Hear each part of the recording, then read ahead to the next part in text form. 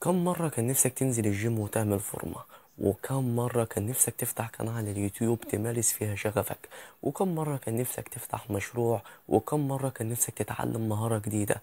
كم مرة كنت عايز تعمل كل الكلام ده كله بس مش بتعمله؟ وأغلبية الناس بيبدأوا في الحاجة فعلا، إذا كانت قناة يوتيوب أي حاجة هم عايزين يعملوها بيبدأوا فيها، بس مش بيلتزموا ومش بيصبروا ومش بيكملوا، وده بيخليهم يرجعوا تاني للصفر. فانت لو قلت لي الانسان ناقصه ايه علشان ينجح، اول حاجة توفيق ربنا، وتاني حاجة ان هو يكون عارف هو عايز ايه، وتالت حاجة الالتزام.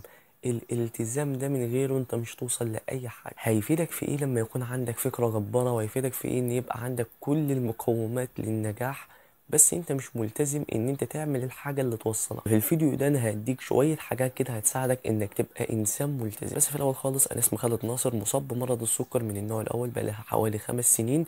واللي خلاني اعمل الفيديو ده ان انا في بداية اصابتي بمرض السكر كنت لازم ان انا ابقى ملتزم عامة، يعني باخد جرعة انسولين معينة، وان انا اروح اتمرن، وان انا اعمل كل الكلام ده كله. بس ما كنتش بعمله الصراحة خالص، كنت حياتي متدمرة خالص، لحد ما الحمد لله قدرت نوعا ما اوصل لالتزام، ان انا قدرت اظبط مستوى السكر واوصل لشكل جسمي اللي قدامك ده. ولو انت مصاب بالسكر ومش عارف تلتزم، فالفيديو ده هيخليك تلتزم. ولو انت شخص عايز توصل لاي حاجه في حياتك، فصدقني الفيديو ده هيديك فكره جباره. اتمنى كده اكون اديتك فكره عن نفسي. يلا اعمل لايك، اعمل اشتراك، يلا بينا نخش على الفيديو. فخلينا نخش باول حاجه، واول حاجه دي لازم تكون عارفها، واللي هي الالتزام. مش معناه انك تكون انسان مثالي، مفيش انسان مثالي بمعنى الكلمه. كل انسان عنده عيوب وعنده اخطاء، وبيحاول يظبط عيوبه ويظبط نقاط ضعفه بالالتزام. فالالتزام ده مش معناه انك تبقى راجل مثالي، هو اللي بيساعدك انك تحسن من حياتك. يعني مثلا عندك هدف في الحياة عايز توصل له مثلا، فكل يوم بتعمل حاجات يومية بالتزام، ان شاء الله لو كانت قليلة، بالتزام يوميا يوميا يوميا، ما توقفش غير لما توصل. انت مش في سباق، انت في رحلة. علشان في ناس بتفهم موضوع الالتزام ده بشكل تاني، يقول لك خلاص انا هبقى ملتزم، مش هعمل حاجة في حياتي غير ان انا هشتغل وهتمرن، ومش هنزل اشوف اصحابي، وهفضل قاعد في البيت وهفضل شغال، ومش عارف هتمرن 9 ساعات في اليوم و8 ايام في الاسبوع. فيا باشا ده مش التزام، دي حاجة انت لو عملتها كلها اسبوع واحد بالكتير، ومش اسبوع كمان، هو يوم واحد وخلاص هتكره حياتك وهترجع للأسوأ. وخلينا نخش في تاني حاجة، واللي هي انك تحدد اولوياتك. يعني مثلا ما تقولش انا عايز ابقى ملتزم في كل حاجة، كل حاجة هعملها في اليوم 10 ساعات. ده كلام مش طبيعي، ولا كلام يخش عقل الانسان. انت اختار حاجة انت محتاج تركز عليها وخليك ملتزم عليها، وبعد كده دخل حاجات تانية. يعني مثلا لو هدفك انك تبني جسم، خلي الجيم يكون من اولوياتك. خلي مثلا وقت التمرين بتاعك يكون ثابت، تكون عارفه دايما، وعدد ايام اللي انت تتمرنها، ويكون مثلا التغذية بتاعتك معروفة، هاكل كذا وجبة في اليوم، وتلتزم. عايز تحسن حاجة تانية ابدأ دخلها، انما ما تلتزمش في كل حاجة مرة واحدة، لانه ده هيسبب عندك تشتت، ومش هتعرف تلتزم في اي حاجة منه. وده اللي حصل معايا نوعا ما في بداية ما رحت الجيم. بدأت التزم في الجيم والتزمت بعدد الايام، ما كنتش ملتزم فبدات التزم.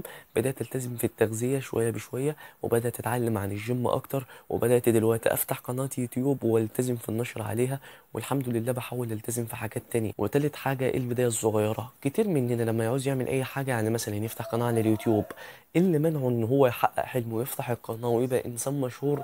ان هو عايز يجيب كاميرا، محتاج يجيب كاميرا ومحتاج يجيب استوديو. وانت اديك دلوقتي سامع الناس اللي بتبيع سمك عندنا في الشارع. بس صدقني مفيش حاجة اسمها كده، انت بتبدأ وبعد كده الدنيا بتبدأ توصل للمرحلة اللي انت عايزها، مش بتوصل للمرحلة اللي انت عايزها وبعد كده تبدأ.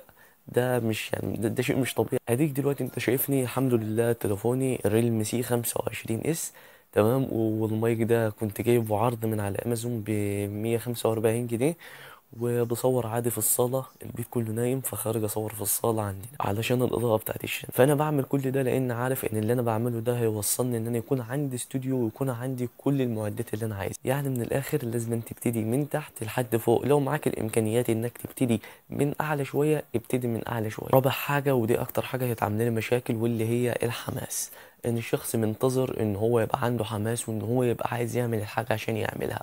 وصدقني الحكاية دي انت لو عملتها انت مش هتدوق اي نوع من انواع النجاح، لان الحماس ده في بداية الحاجة اللي انت بتعملها بتكون متحمس. يعني مثلا هندي فكرة برضو على الجيم. مثلا انا في بداية ما رحت الجيم كنت عايز اتمرن 9 ساعات في اليوم، كنت والله بجد كنت ممكن اروح الجيم الساعة 7 اتمرن للساعة 12 بالليل. هتقول لي ازاي؟ هقول لك بحب اروح الجيم وبحب اتمرن. وفي بداية برضه ما فتحت القناة دي كنت عايز انزل كل يوم فيديو، ده كان حماس مؤقت. لان بعد كده بدأت اكره الموضوع، بدأت اكره الجيم، بدأت احاول اقلل الوقت اللي بتمرن فيه، بدأت احاول ان انا ما انزلش فيديوهات كتير مثلا على السوشيال ميديا. فالحل بكل بساطة ان يكون عندك خطة واضحة انت ماشي عليها، مزاجك وحش مزاجك حلو، عندك حماس ما عندكش حماس، متحفز مش متحفز، الكلام ده كله نرميه في الزبالة. انت عندك خطة يومية تكون كاتبها زي روتين كده، انا كاتب هنا الحاجات اللي انا هعملها في يومي، فيكون عندك حاجات زي كده تاسكات كل يوم بتعملها وتنفذها كل يوم ايا كان ايه اللي هيحصل. تبتدي من اقل حاجات، ممكن تبتدي بتاسكين في اليوم مثلا او تاسك واحد بس في اليوم تعمله، وبعد كده تبدا تزود شويه بشويه لما تبقى ملتزم. وخامس حاجه وفضلت طول حياتي مانيش مصدقها وكنت بسال دايما نفسي انا مش ملتزم ليه، واللي هي البيئه المحيطه، اصحابك، تليفونك، ايه الكلام ده كله صدقني بيأثر عليك. ولو مش مصدقني روح اسأل اي راجل كبير ايه اكتر حاجة ندمان عليها من اللي انت عملتها.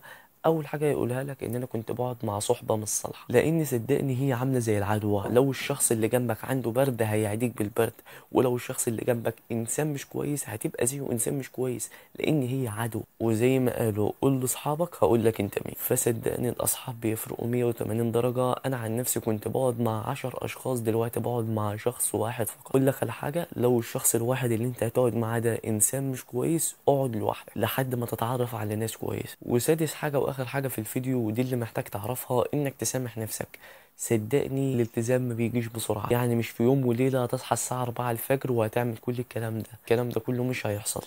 الالتزام بيجي مع الوقت مع الاستمرار، زيه زي الجيم، انك تنزل تتمرن مش من اول يوم تنزله وتطلع عضلات، انت محتاج تتمرن لفترة طويلة وتبقى ملتزم علشان تشوف نتيجة. فاكيد الالتزام ده والالتزام ده لو انت وصلت له انت كفيل بعد توفيق ربنا توصل لاي حاجة في الدنيا، محتاج منك وقت اكيد. يعني ما تقنعنيش ان انت دلوقتي عندك 20 سنة، اللي بتشوف الفيديو دلوقتي عندك 20 سنة، فما تقنعنيش ان انت بقالك 20 سنة مش ملتزم وفي يوم وليلة هتبقى ملتزم، او في اسبوع او في شهر.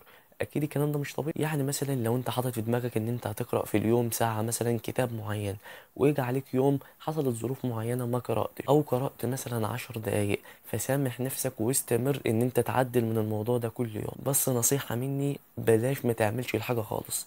يعني مثلا لو انت عايز تقرا كتاب معين الدنيا معاك بيضة خالص وانت كاتب اللي انت عايز تقراه لمده ساعه، اقرا صفحه واحده بس، مش هقول لك اقراه لمده ايه، اقرا صفحه واحده بس عشان تعود نفسك ان انا لازم اعمل الحاجه حتى لو اعملها اقل القليل بس لازم اعمل. لو جينا نقارن، انت لو ما قراتش الكتاب خالص او قرات منه صفحه ايه اللي انت كسبانه؟ اكيد انت كسبان لو قرات صفحه واحده. نهايه الفيديو ده اللي ان شاء الله ما كنتش طولت عليك فيه، عايز اقول لك ان انت لو وصلت للالتزام ده صدقني انت هتكون احسن من 99% من البشر دول كلهم.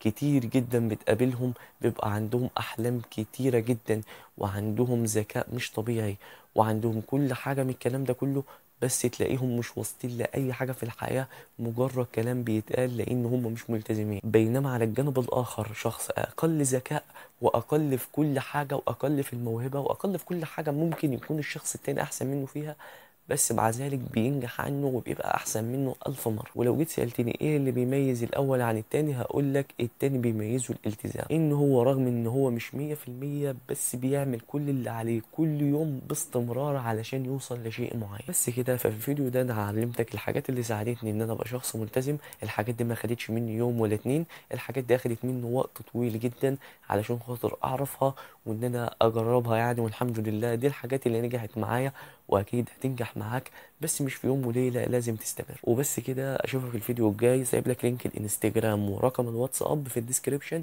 ابعت لي رساله لو عايز تبدا في التدريب الاونلاين او عايز تسالني عن اي حاجه، انا اخوك مستني رسالتك اكيد. واعمل لايك واعمل اشتراك، اكتب لي رايك في الكومنتات. وبس كده، سلام يا وحش.